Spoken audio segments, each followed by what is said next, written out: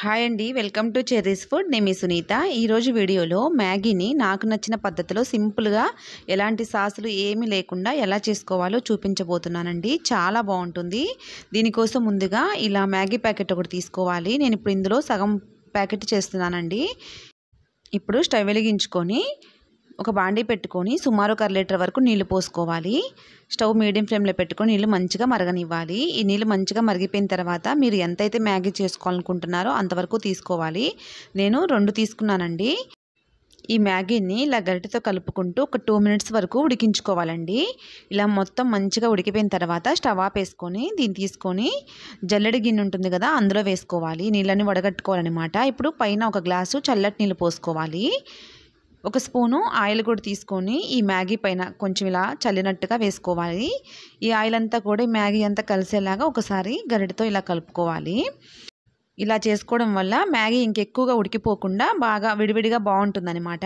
ఇప్పుడు ఈ మ్యాగీ పక్కన ఉంచుకొని ఇప్పుడు స్టవ్ వెలిగించుకొని ఒక బాండీ పెట్టుకొని 2 స్పూన్ల ఆయిల్ వేసుకోవాలి. ఆయిల్ మంచిగా వేడైపోయిన తర్వాత ఒక కోడిగుడ్డుని ఇట్లా ఆమ్లెట్ లాగా వేసుకోవాలి.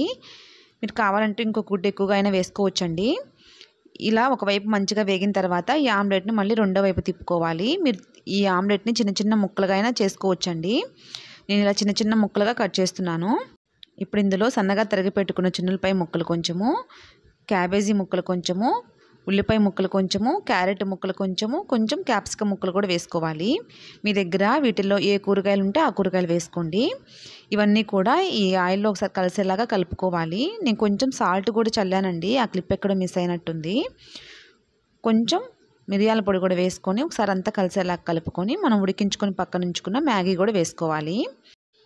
ఈ మ్యాగీని ఒకసారి అంతా విడివిడిగా అయ్యేలాగా కలుపుకోవాలి. ఇలా అంతా విడివిడిగా చేసుకొని ఇప్పుడు స్టవ్ హై ఫ్లేమ్లో పెట్టుకొని మ్యాగీ మసాలా ఉంటుంది కదండి, నేను ఒక ప్యాకెట్ వేశాను. ఈ మ్యాగీ మసాలా అంతా కూడా ఈ మ్యాగీలో కలిసేలాగా కలుపుకోవాలి. స్టవ్ మాత్రం హై ఫ్లేమ్లో పెట్టుకొని ఇలా ఒక 2 మినిట్స్ ఇట్లా మొత్తం కలిసేలాగా కలుపుకోవాలి. మనకి ఇంకా మ్యాగీ రెడీ అయిపోయినట్టేనండి. స్టవ్ ఆపేసుకొని ఈ మ్యాగీని తీసుకొని ఒక ప్లేట్లో సర్వ్ చేసి ఒక ఫోర్కేసి ఇచ్చామంటే పిల్లలు చక్కగా తినేస్తారండి.